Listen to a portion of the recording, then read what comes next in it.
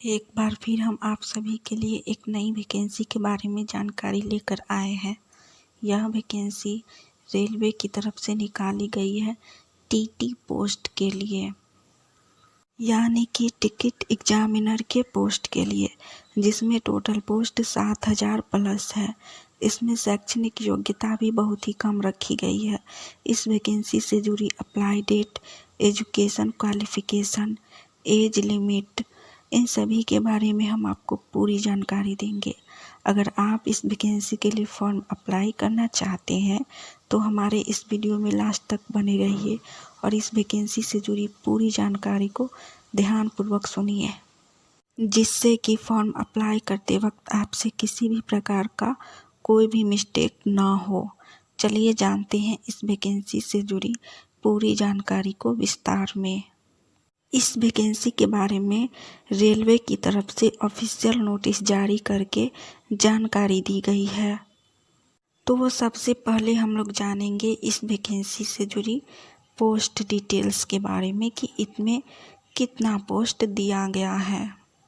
Indian railway TTE vacancy 2023, इसमें आपका total post 7,000 से अधिक दिया गया है।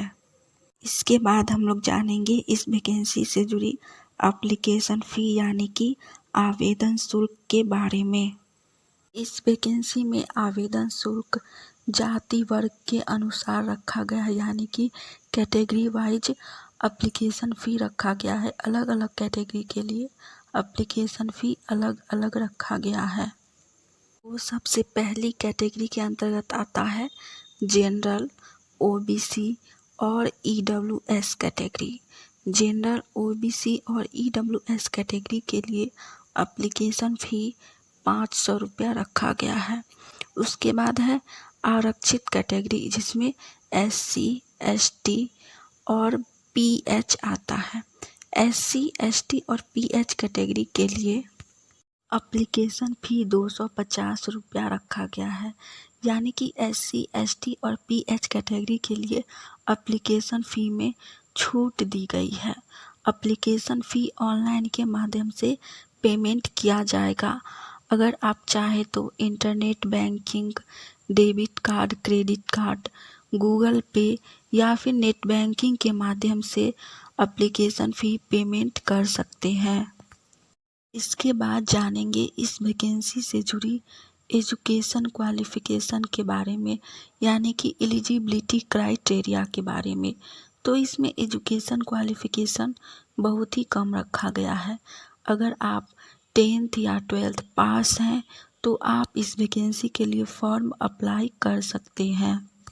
इसके बाद जानेंगे हम लोग रेलवे TTE वैकेंसी से जुड़ी एज लिमिट यानी कि आयु सीमा के बारे में। तो इसमें आपका मिनिमम एज यानी कि न्यूनतम उम्र 18 वर्ष रखा गया है और मैक्सिमम एज यानी कि अधिकतम उम्र 30 वर्ष रखा गया है। कुछ कैटेगरी के कैंडिडेट को एज लिमिट में यानी कि आयु सीमा में छूट भी दी गई है। चलिए देखते हैं किस कैटेगरी के कैंडिडेट को आयु सीमा में छूट दी गई है। तो सबसे पहले है OBC कैटेगरी। OBC की कैटेगरी के छात्र छात्राओं को आयु सीमा में 3 वर्ष की छूट दी गई है। उसके बाद आता है SC और ST कैटेगरी। SC और ST कैटेगरी के कैंडिडेट को आयु सीमा में 5 वर्ष की छूट दी गई है। इसके बाद हम लोग जानेंगे रेलवे TTE वैकेंसी से जुड़ी पे स्केल्स यानी कि सैलरी के बारे में कि मासिक आय यानी कि मंथली सैलरी आप लोगों को कितनी दी जाएगी।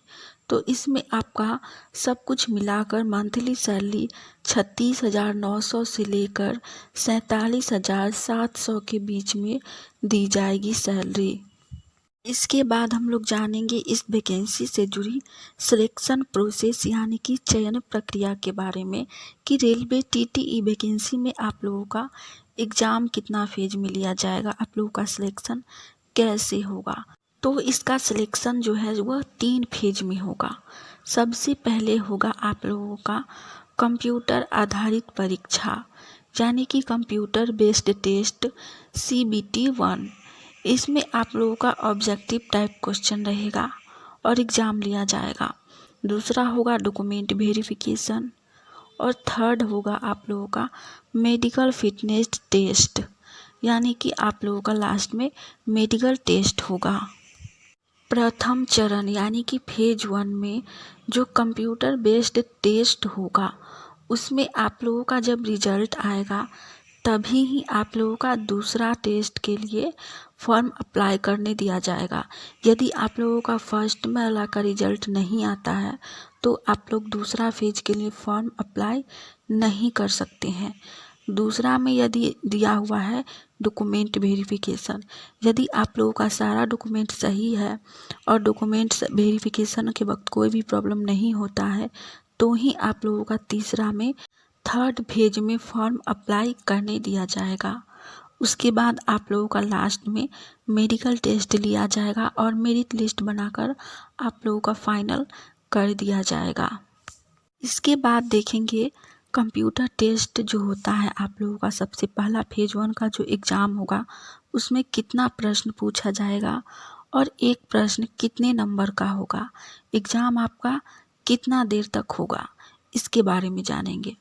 तो कंप्यूटर बेस्ड टेस्ट यानी कि CBT 1 में आप लोगों का टोटल 100 प्रश्न रहेगा और सभी प्रश्न एक नंबर का ही रहेगा, यानी कि एक क्वेश्चन के लिए आप लोगों को सिर्फ एक नंबर ही दिया जाएगा। इस एग्ज़ाम में नेगेटिव मार्किंग भी होता है। यदि आप 3 क्वेश्चन गलत करते हैं तो आप लोगों का सही में से एक नंबर काट लिया जाएगा। यदि आपको क्वेश्चन नहीं आता है और आप छोड़ देते हैं, क्वेश्चन स्किप करते हैं तो आप लोगों का नंबर नहीं काटा जाएगा। इसीलिए एग्ज़ाम में अगर आपको जिसका आंसर नहीं आता है वो आप लोग स्किप कर दीजिएगा। यदि आप गलत बनाते हैं तो सही में से आपका नंबर कट जाएगा, इसीलिए सही हमेशा बनाइएगा आंसर, गलत नहीं बनाइएगा। पहला एग्ज़ाम में आप लोगों को 1.5 घंटा का समय दिया जाएगा, यानी कि 1 घंटा 30 मिनट का आप लोगों का एग्ज़ाम लिया जाएगा।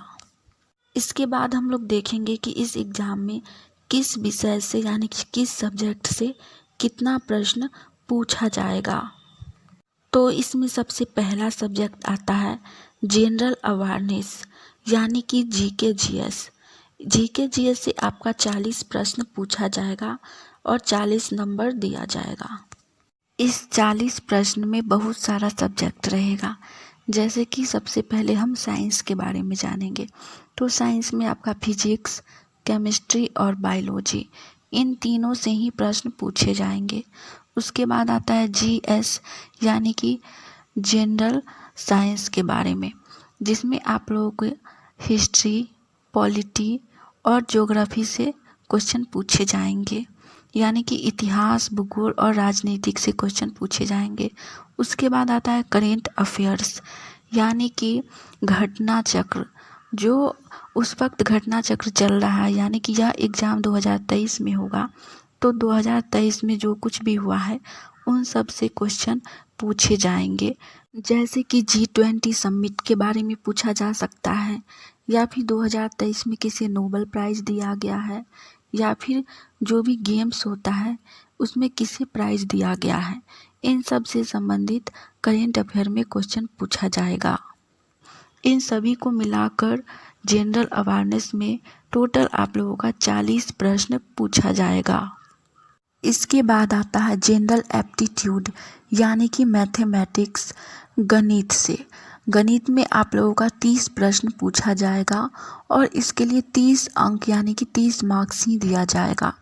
30 प्रश्न में समझिए आप लोगों का मैथ का लगभग सभी चैप्टर से 1-2 करके क्वेश्चन पूछा जाएगा, जैसे कि चक्रवृद्धि ब्याज, साधारण ब्याज, LCM HCF, पाइप टंकी, दूरी, समय चाल, नावधारा, इन सभी चैप्टर से क्वेश्चन पूछा जा सकता है।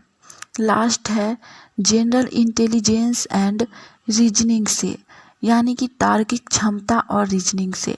इसमें आप लोगों का क्वेश्चन जैसे कि mirror image, water image, blood relation, distance, coding decoding, alphabet, इन सभी से क्वेश्चन पूछा जाएगा।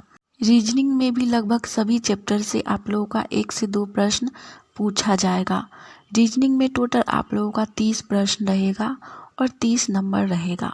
इन सभी विषयों को मिलाकर टोटल आप लोगों को 100 प्रश्न पूछा जाएगा और इसके लिए आप लोगों को 100 नंबर दिया जाएगा।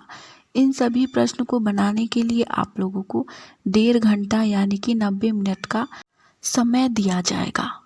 हमने इस वैकेंसी से जुड़ी सिलेबस के बारे में आप लोगों को पूरी जानकारी दे दी है और इस वैकेंसी से जुड़ी भी सारी जानकारी दे दी है। इस वैकेंसी के लिए अभी अप्लाई डेट नहीं जारी किया गया है, सिर्फ मंथ बताया गया है कि नवंबर मंथ में इस वैकेंसी के लिए फॉर्म अप्लाई स्टार्ट हो जाएगा। जैसे ही इसके लिए फॉर्म अप्लाई स्टार्ट होगा हम आप लोगों को फिर से इस चैनल के माध्यम से अपडेट कर देंगे। अगर आपको यह जानकारी अच्छी लगी हो तो वीडियो को लाइक कीजिए।